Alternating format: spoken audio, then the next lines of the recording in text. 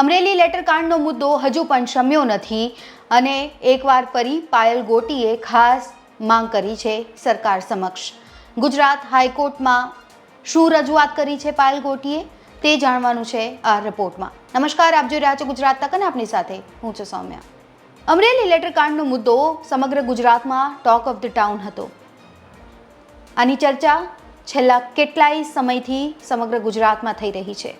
પાટીદાર દીકરીનો સરઘસ કાઢવામાં આવ્યો અને ત્યારબાદ રાજનીતિમાં પણ ગરમાવો આવ્યો, પરંતુ તે સમયે કૌશિક વેકરિયા સામે ન આવ્યા અને અચાનકથી એકવાર ફરી ચર્ચા શરૂ થઈ। સ્થાનિક સ્વરાજની ચૂંટણી પૂર્ણ થઈ, ભારતીય જનતા પાર્ટીનો વિજય થયો અને કૌશિક વેકરિયા લાઇમલાઇટમાં આવે છે, પોતાનું નિવેદન આપે છે, સ્ટેન્ડ આપે છે, પરંતુ અહીં પણ તેઓ પાયલ માટે કે પછી લેટરકાંડ માટે કંઈ જ નથી બોલતા, એ મુદ્દા પર કંઈ જ નથી બોલતા અને એટલા માટે જ કૌશિક વેકરિયાની ચર્ચા ફરી શરૂ થઈ જાય છે કે કૌશિક વેકરિયાજીને સમય છે વાહવાહી કરવાનો, પરંતુ એક પાટીદાર દીકરી માટે બે શબ્દો કહેવાનો સમય કૌશિકભાઈને બિલકુલ નથી। નિંદા કરવામાં આવી રહી છે ચારેકોર તેમની, જ્યારે બીજી બાજુ એકવાર ફરી રાજનીતિમાં ગરમાવો એટલા માટે આવ્યો છે કારણ કે પાયલ ગોટીએ ખાસ રજૂઆત કરી છે। આ સાથે જ એવું પણ કહેવામાં આવી રહ્યું છે કે નિર્લિપ રાયે તપાસ કરી રિપોર્ટ છે એ સોંપી દીધો છે, તો પછી હજુ સુધી શા માટે કોઈ નક્કર પગલાં નથી લેવામાં આવ્યા? શું કોઈ નેતાઓને કે પછી પોલીસ કર્મચારીઓને છાવરવાનો પ્રયત્ન કરવામાં આવી રહ્યો છે?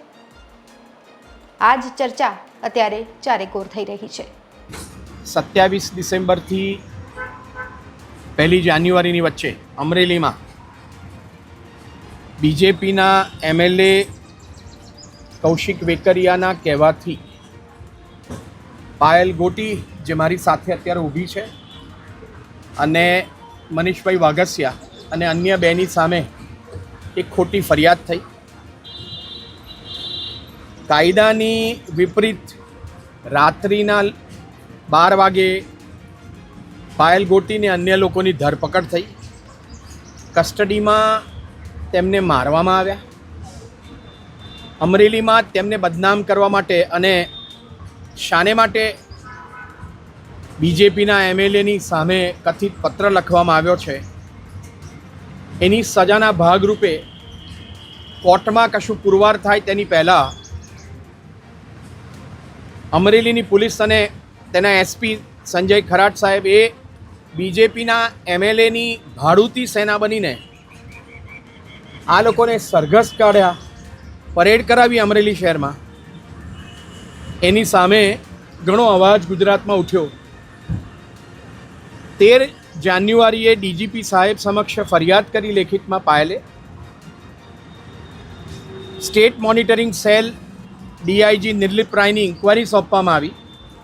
ઇન્કવાયરી પતી ગઈ, તેનો રિપોર્ટ સબમિટ કરવામાં આવ્યો। આજે 1 મહિનો થવા આવ્યો, હજુ સુધી એ રિપોર્ટ પર ડીજીપી વિકાસ સહાયે કોઈ એફઆઈઆર નોંધી નથી। એસપી સંજય ખરાટ અને અન્ય પોલીસ કર્મચારીઓની સમક્ષ કોઈ પગલાં લીધા નથી। કોઈ ડિપાર્ટમેન્ટલ ઇન્કવાયરી કે કોઈ કશું કરવામાં આવ્યું નથી। અને આમ આ લોકલ ઓથોરિટીની ચૂંટણી પછી પણ કોઈ પગલાં લેવામાં નથી। એટલે આજે પાયલ ગોટીએ હાઈકોર્ટમાં પિટિશન કરી છે, સ્ટેટ મોનિટરિંગ સેલનો રિપોર્ટ માંગ્યો છે, એફઆઈઆર તત્કાલ ધોરણે રજીસ્ટર થાય અને એસપી સંજય ખરાટ અને અન્ય પોલીસ કર્મીઓની સામે સખતમાં સખત ડિપાર્ટમેન્ટલ એક્શન થાય અને એફઆઈઆર ફાટ્યા પછી તે લોકોની ધરપકડ થાય અને એમની સામે કાયદાસર સર્વે પગલાં લેવામાં આવે તેની માંગ કરતી પિટિશન કરવામાં આવી છે। આવતા 2 દિવસમાં ડીકે બાસુના વાયોલેશન માટે બીજી કન્ટેમ્પ પિટિશન પણ થશે, પણ બધા એમ કહેતા હતા કે ભાઈ આ શાને માટે પિટિશનમાં મોડું થઈ રહ્યું છે, પણ અમે સરકારને પૂરી તક આપવા માગતા હતા અને સરકાર પોતે અને ડીજીપી પોતે 1 મહિના પછી પણ કશું ના કર્યું, એટલે અમને બહુ દુઃખ થયું। એટલે આજે અમે પાયલ ગોટીને અન્યના બંધારણીય અધિકારોના ભંગને માટે હાઈકોર્ટમાં પિટિશન કરી છે। મને પૂરેપૂરો ન્યાય મળે અને ગુજરાતની કોઈ પણ દીકરી સાથે આવું કાંઈ વર્તન કરવામાં ના આવે એના માટે. જે રીતનું અમાનુષી વર્તન પોલીસ તરફથી કરવામાં આવ્યું, આટલા લાંબા સમય સુધી હજી તપાસ જ ચાલી રહી છે. તમે શું કહેશો? ન્યાયપાલિકા પર કેટલો ભરોસો? તપાસ નો વિષય અલગ છે. તપાસ ચાલી રહી હતી, એમાં રિપોર્ટ અમે માંગ્યો હતો પણ રિપોર્ટ હજુ સુધી આપ્યો નથી. એના માટે અમારે મજબૂર થવું પડ્યું છે પિટિશન કરવાનું. તો અત્યારે આ રિપોર્ટમાં બસ આટલું જ. ગુજરાતના તમામ મહત્વના સમાચાર જોવા માટે અને જાણવા માટે આપ જોડાયેલા રહો ગુજરાત તક સાથે. નમસ્કાર.